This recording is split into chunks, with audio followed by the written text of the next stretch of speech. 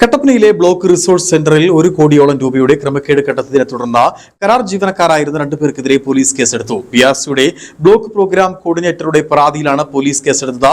അക്കൗണ്ടന്റായി ജോലി ചെയ്തിരുന്ന Ashok V Joseph, MIS കോർഡിനേറ്ററായിരുന്ന അഞ്ജലിദാസ് എന്നിവർക്കെതിരെയാണ് കേസ്.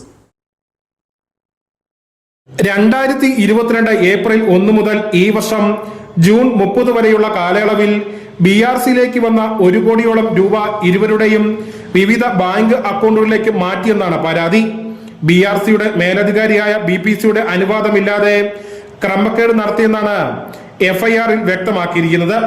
മുൻപ് നടന്ന ആഭ്യന്തര ഓഡിറ്റിൽ 32 ലക്ഷം രൂപയുടെ ക്രമക്കേട് കണ്ടെത്തിനെ തുടർന്ന് ഇരുവരെയും പുറത്താക്കുകയും തുക തിരിച്ചടപ്പിക്കുകയും ചെയ്തിരുന്നു.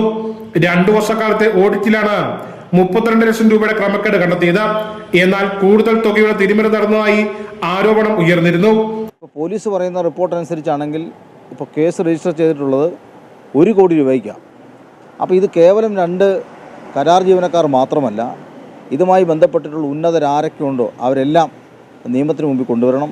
ഇതുമായി ബന്ധപ്പെട്ട് ബഹുമാനപ്പെട്ട വിദ്യാഭ്യാസ വകുപ്പ് മന്ത്രിക്കും അതുപോലെ തന്നെ വിജിലൻസിനും INTUC മുനിസിപ്പൽ മണ്ഡലം കമ്മിറ്റിയുടെ നേതൃത്വത്തിൽ പരാതി നൽകിയിട്ടുണ്ട്. മാത്രമല്ല ഇതിന് പിന്നിൽ പ്രവർത്തിച്ച ആളുകൾ ഇവിടെ കഴിഞ്ഞ 10 വർഷക്കാലമായി ഇടതുപക്ഷ ജനാധിപത്യ മുന്നണിയാണ് ഈ സംസ്ഥാനം ഭരിച്ചുകൊണ്ടിരിക്കുന്നത്. തീർച്ചയായിട്ടും ഇവിടെ ഈ BRCയിലെ കാര്യങ്ങൾ മുഴുവൻ നിയന്ത്രിച്ചുകൊണ്ടിരുന്നത് ഇടതുപക്ഷ സഹയാത്രികരായിട്ടുള്ള അധ്യാപകരുമാണ്. അപ്പോൾ ഇതിൻ്റെ പിന്നിൽ വലിയ അഴിമതിയുണ്ട്. ഇതേ തുടർന്ന് 2022 മുതലുള്ള കണക്കുകൾ പരിശോധിച്ചപ്പോഴാണ് 1 കോടിയോളം രൂപയുടെ തിരിമറികൾ കണ്ടെത്തിയെന്നാണ് വിവരം. ആദ്യഘട്ടത്തിൽ 32 ലക്ഷം രൂപ തിരിച്ചേൽപ്പിച്ചെങ്കിലും സംഭവത്തിൽ പോലീസ് കേസെടുത്തിരുന്നില്ല. എന്നാൽ കൂടുതൽ ക്രമക്കേട് സ്ഥിരീകരിച്ചതോടെ ഇന്നലെ BRC അധികൃതർ പോലീസിൽ പരാതി നൽകുകയായിരുന്നു. News bureau Kattappana.